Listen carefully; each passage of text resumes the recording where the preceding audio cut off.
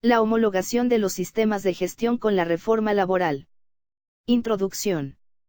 Para muchos que aún desconocen lo que significa gestionar la empresa, es importante que con la reforma que estimula al contrato colectivo y al sindicalismo laboral la única forma es aprendiendo a gestionar.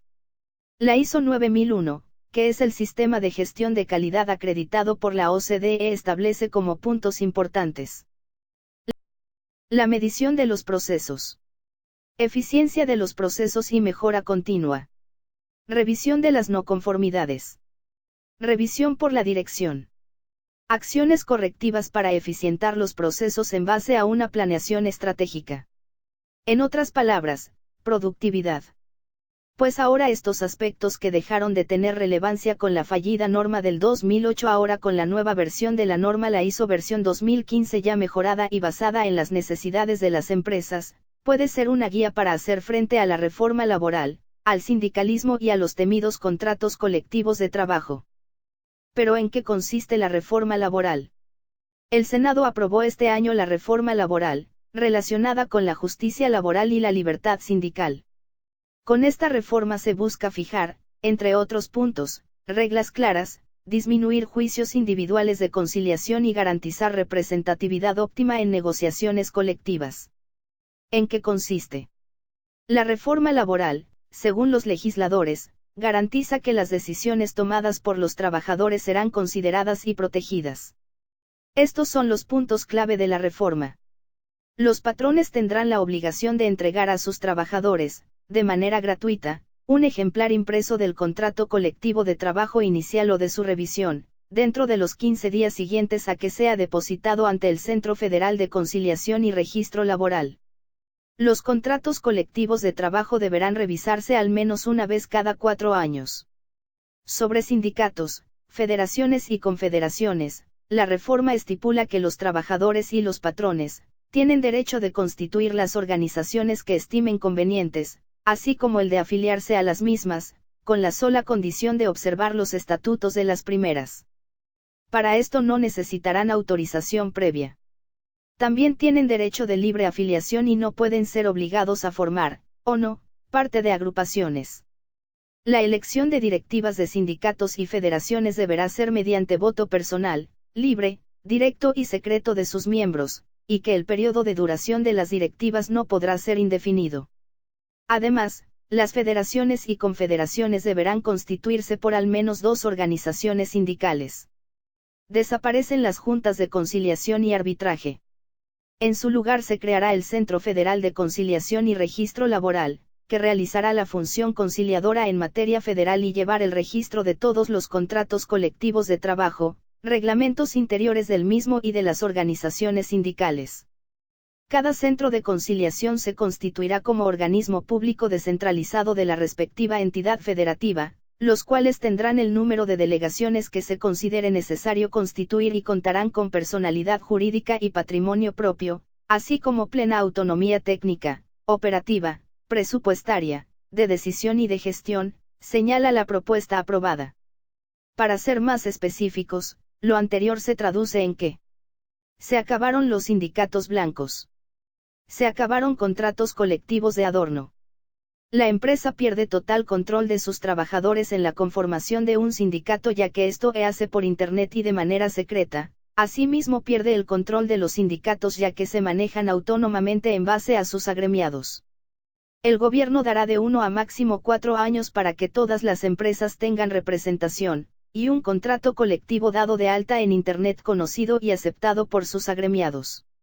Lo anterior para todas las empresas, pero principalmente para las empresas medianas y pequeñas que no tienen experiencia con sindicatos, contratos colectivos. Esto se puede traducir en un dolor de cabeza, en huelgas, paro de labores y solicitudes laborales que la empresa no puede cumplir, como aumentos del 20% de salarios, como ocurrió con las maquiladoras a principio de año.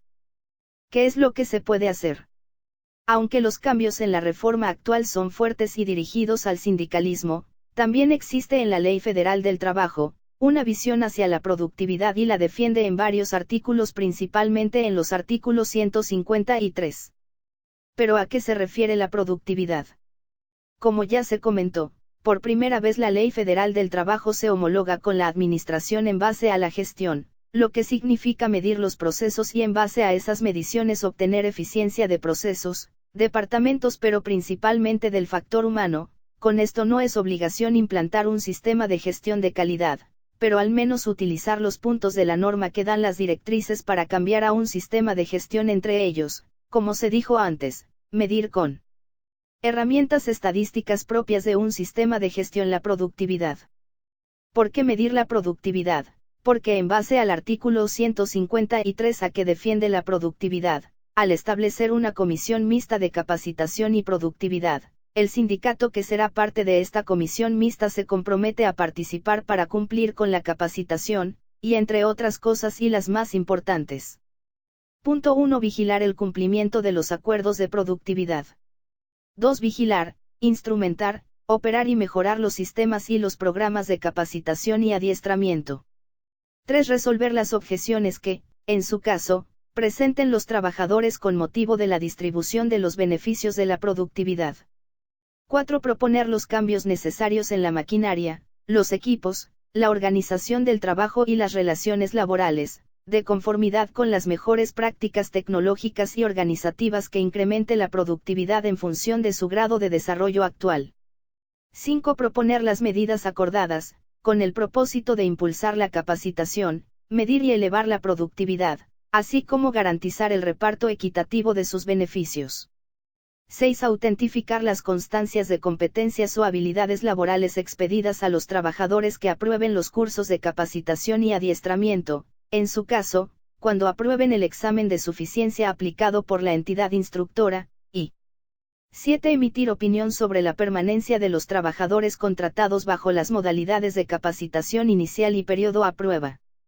Estos son los puntos que deben establecerse en el acta constitutiva de la Comisión Mixta de Capacitación, Adiestramiento y Productividad, de la empresa, antes de celebrar un contrato colectivo de trabajo, en base al artículo 153. De los cuales los más importantes para una empresa que se basa en un sistema de gestión, que mide la eficiencia de sus procesos, departamentos y personal, es que, la comisión compuesta por personal de confianza y trabajadores sindicalizados o no, según sea el caso, vigilarán conjuntamente el cumplimiento de la productividad, en función a los datos de eficiencia que el sistema de gestión arroje, elevar la productividad y garantizar el reparto equitativo de sus beneficios y resolver objeciones que presenten los trabajadores con el motivo de la distribución de la productividad. Este punto es el más importante, porque en una empresa con un sistema de gestión será la propia comisión la que determine, en un contrato colectivo de trabajo en la parte de salarios y compensaciones, quiénes son los que deben ser beneficiados y cómo se repartirán los beneficios de la productividad, no la dirección. Asimismo resolverá las objeciones de los trabajadores que no participaron en la productividad. En resumen, si la empresa obtiene beneficios de la productividad, estos se repartirán a los trabajadores. Si la empresa no obtiene beneficios, la propia comisión deberá discutir con los representantes sindicales con pruebas cuantitativas, mediciones de eficiencia, etc. y en base a eso se negociaría un contrato colectivo de trabajo justo para la empresa y para los trabajadores. La diferencia es que todo se hace con evidencia con los propios trabajadores y midiendo siempre la productividad. En otras palabras, el sindicato no puede exigir un alza de 20% en los salarios si no comprueba la productividad. Si con todo lo explicado anteriormente se pretende continuar con los litigios, entonces, como se establece en el artículo 698, se canalizará el caso a un tribunal federal donde se mostrarán las evidencias y, si el sindicato no presenta evidencias de cumplimiento con la capacitación, productividad y seguridad como lo establece el artículo 699 que pretende dar observación y seguimiento a estos temas, es decir, si la empresa cumple con el artículo 153A pero el personal sindicalizado no participan en las tareas de capacitación y seguridad, la autoridad podrá establecer medidas a favor de la empresa. En otras palabras, teniendo los conocimientos y herramientas necesarias como evidencia, la empresa puede darle la vuelta al sindicato ante el Tribunal Federal. En síntesis, si la empresa homologa la gestión y los puntos más importantes de la mejora continua, en otras palabras, mide la eficiencia y productividad del factor humano, si los representantes de recursos humanos conocen, y conforman una comisión mixta de productividad, si se planea las modalidades de capacitación inicial, y contratan a personal con responsabilidad bajo esa modalidad, si cuentan con planes y programas de capacitación, descripción de puesto, evidencias de los cursos. Evidencias de la capacitación, pero lo más importante, evidencias de la productividad de los trabajadores, y seguridad. Se tendrá una clara ventaja ante un sindicato que desconoce todo esto y solo pretende su bienestar, no el de los trabajadores. Por lo que, ante un juicio oral, la empresa puede evidenciar si el sindicato o el contrato colectivo que se está negociando aplica en función a la productividad de los trabajadores. Pero para esto es importante conocer todos estos conceptos. Nuestra función es dar a conocer a las empresas que gestionan la calidad, cómo homologar con la Comisión de Capacitación y Productividad, y para las empresas que no gestionan sus procesos, darles las herramientas estadísticas y de control para medir eficiencia y productividad en todas las áreas de la organización, y junto con nuestra área legal, integrar un contrato colectivo que sea beneficiosa para toda la organización.